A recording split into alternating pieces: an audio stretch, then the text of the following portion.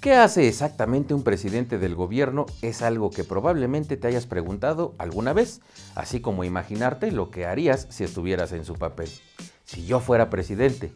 Resulta que hay un juego en Play Store que es literalmente un simulador de presidente de gobierno o un videojuego de simulación política que básicamente simula el gobierno y la política de una nación virtual. Este tipo de videojuegos pueden incluir situaciones geopolíticas implicando la formación y ejecución de la política exterior, la creación de políticas domésticas o la simulación de campañas políticas. Pertenecen al género de los videojuegos de construcción y gestión. Encontré este juego prácticamente buscando un meme, pero me he encontrado con un simulador complejo, bien desarrollado y entretenido. Lo primero que tenemos que hacer es seleccionar el país que vamos a gobernar. Según el país que escojamos, tendremos una determinada población, debilidades y fortalezas en industria, deportes, defensa, distintas relaciones internacionales, determinada población autónoma y trabajadora por cuenta ajena, etc. El objetivo es, por lógica, hacer prosperar el país, haciendo crecer su economía, impulsando la creación de empleos, gestionando bien las leyes, gestionando materia de medio ambiente, etc.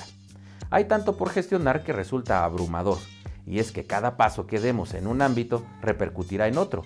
Si aumentamos las partidas en sanidad para la investigación contra alguna enfermedad, no tendremos tanto dinero para subvencionar otros medicamentos. Si aumentamos el presupuesto en la industria energética, la química y metalúrgica tendrá menos. Materias en las que jamás habríamos pensado están presentes, y hay que gestionarlas todas. Del mismo modo, nada te impide llevar a cabo políticas de espionaje y acabar atacando un país para hacerte con sus recursos. Incluso podemos desencadenar una guerra nuclear, organizar un golpe de Estado o requerir la rendición de nuestros enemigos. El éxito de estas misiones dependerá de la capacidad que hayamos destinado a la fuerza militar del país e incluso la postura de la ONU. Si queremos acelerar la evolución de nuestro país, podemos agilizar todos los procesos mediante un sistema de gemas y micropagos, aunque no es necesario gastar un solo peso de más para llevar nuestro país a lo más alto. Suena interesante, complejo y podríamos decir hasta obvio lo que se tiene que hacer, ¿no es así? Vamos, es tan lógico y de sentido común lo que se tiene que hacer cuando se está al frente de un país que hasta está bien estructurado en un videojuego. Repito, en un videojuego. La pregunta es, ¿por qué tenemos a un pelmazo que no puede y ni siquiera intenta hacer lo que le corresponde? México enfrenta una coyuntura muy preocupante en la que las tradicionales crisis económica y social están acompañadas por una crisis política, sin una agenda clara de salida y con la complejidad de tener que encontrar las respuestas desde un entorno en el que, según el sujeto que tenemos por presidente, todo está bien. Porque México ha logrado perfeccionar en su sistema político la simulación en la que todo parece estar bien, aunque poco o nada funcione en la realidad. Tradicionalmente en México la idea de crisis se asocia a elementos económicos, la devaluación de 1982, la hiperinflación de los 80, el llamado error de diciembre o efecto tequila de 1994 o la contracción de la economía de 2008-2009. Sin embargo, en esta ocasión la crisis que vive el país está definida por otras coordenadas y es de alcances mayores. En primer lugar, porque es una combinación de crisis social con crisis política. En segundo, porque no es coyuntural, sino estructural. México es un país rico, con gran parte de su población viviendo en la pobreza. No se trata de una afirmación retórica, es la realidad. Lo revelador no solo es la dimensión del problema, sino que muestra el fracaso de las estrategias que se han seguido para cambiar la situación.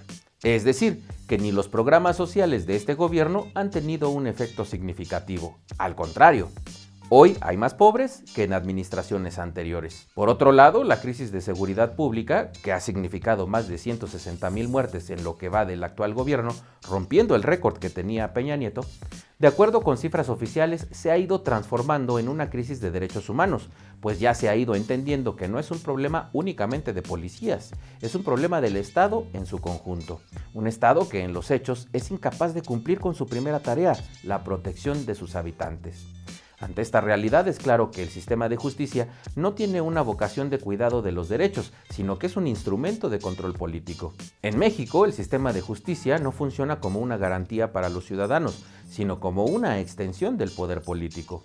Y en ese sentido, su eficiencia está en función de las agendas políticas o de la red de relaciones de los involucrados. ¿Por qué en un país con las carencias económicas, sociales y políticas que tiene México no hay una agenda clara del camino a tomar?